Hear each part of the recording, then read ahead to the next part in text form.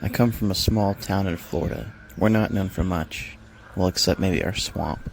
Over the years, the locals have nicknamed this place Pantano de hombre lobo, which more or less translates to Swamp of the Werewolf. So yeah, essentially I come from a town that's famous for its swamp, which is rumored to be home to werewolves. Now growing up I never believed this. That wasn't until me and my friends went and ventured into the swamp around the age of 15.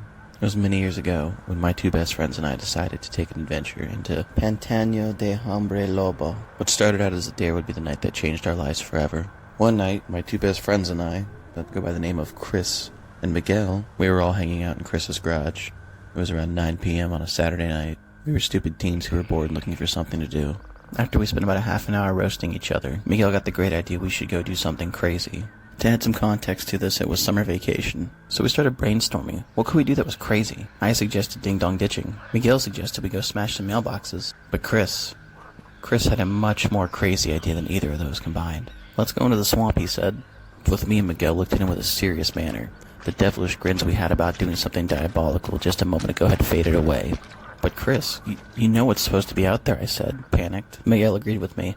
He said his folks didn't set many rules, but going into the swamp was definitely one of them. Chris rolled his eyes and said, "You're both just chicken." Chris squinted and scoffed at us. "Do you both really think there's werewolves living in the swamp? It's not an ideal terrain for a wolf." I quickly protested. "Okay, so what about all the howling we used to hear back when we were kids?" Chris fired back with, "Local teens, much like ourselves, keeping the legend alive, having a good time, fucking with kids."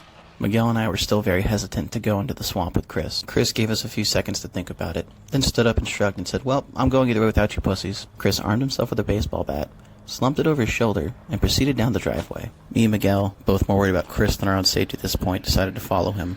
I felt like Chris was out to prove something. Regardless, friends stick together, so me and Miguel followed behind. There were a few off-beaten paths known to lead to Pantano de hombre lobo, but no one in town dared venture into those paths because they were afraid of what they might come across. In the span of a half an hour, we had walked all the way from Chris's garage to the first known path of the swamp.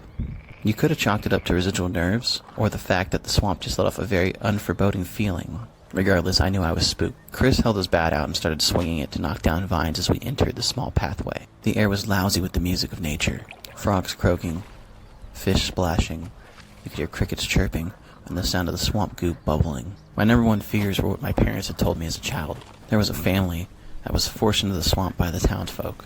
The Gonzalez family never owned a dog, yet multiple reports of howling could be heard on every single full moon coming from their house. Eventually, people started reporting seeing wolf-like figures in their backyards. The problem only got worse as people's livestock and pets started to be slaughtered. Family was accused of being werewolves, and one night, the townsfolk rose up during a full moon.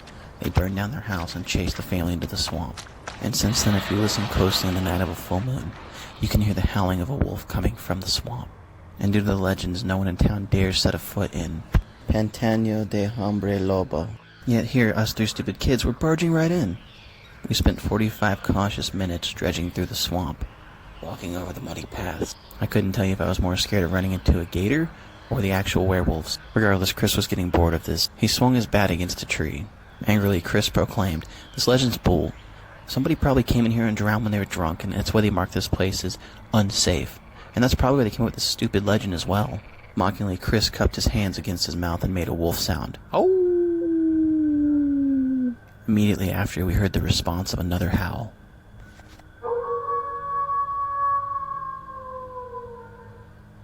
Immediately, all three of our eyes widened in shock, and we mouthed to each other, "What the fuck?" Moments later, all the natural sounds died.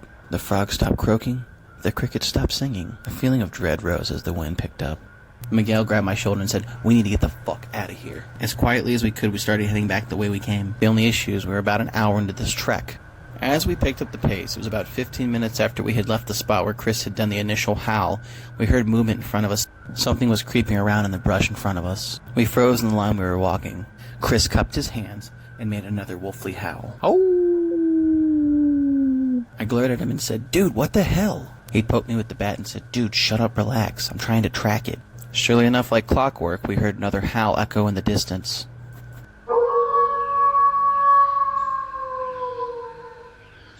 Nervously, I blurted out loud, "That sounds a lot closer than the last one had." But it didn't come from in front of us, and that's where the main relief came from.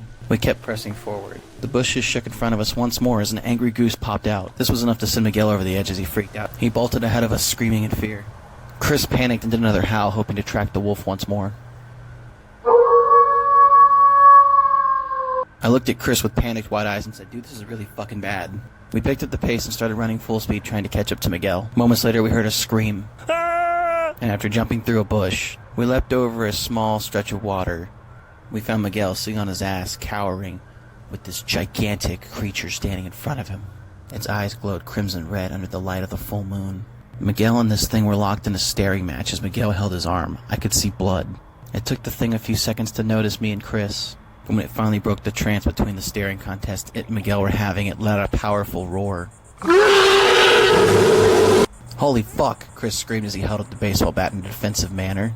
The werewolf slung down its powerful claws and slashed right through the bat. In a split-second response, Chris alternated attacks to a crotch kick. The creature went down, and I grabbed Miguel and pulled him up over my shoulder. We started hauling ass through the swamp. I never stopped running once. It had to be the adrenaline kicking in. Just as we came up on the exit of the swamp, we heard another deafening roar. The werewolf had leaped out and sideswiped Chris. I glanced back while running and I could see the creature had fully pinned down Chris. He shouted in pain, "Keep going!" Miguel and I reached the exit, and I set him down on the street. I started to head back towards the swamp and Miguel stopped me and said, "What do you think you're even going to do?" I shook my head as I looked down and said, "I don't know."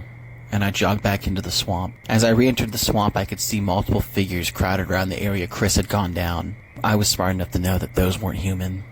I backed away slowly and made my exit from Pantano de hombre, lobo. I helped Miguel back up and we hobbled to my house where we had contacted his parents. After we got him medical assistance, we contacted Chris's family. The police were called, but all refused to search the swamp. They declared Chris a missing persons case. Since then, his family's moved away. To this day, I still refuse to go near the swamp. Although I've noticed, if you listen closely on the night of a full moon, you can hear faint howling coming from Pantano de hombre, lobo.